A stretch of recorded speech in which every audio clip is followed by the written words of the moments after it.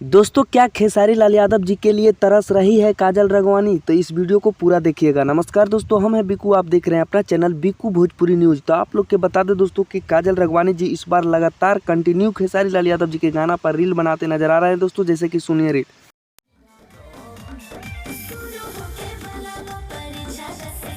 तो आप लोग रील वीडियो देख के समझते होंगे दोस्तों। बता दें कि इससे पहले टमाटर गाल वाला गाना जो था दोस्तों, उस पर रील बनाई काजल राघवानी जी, और फिर से एक बार परीक्षा 10 के जो गाना आया था दोस्तों Khesari music world YouTube channel पे, उस गाना पर भी रील बनाते नजर आ रहे हैं दोस्तों जी।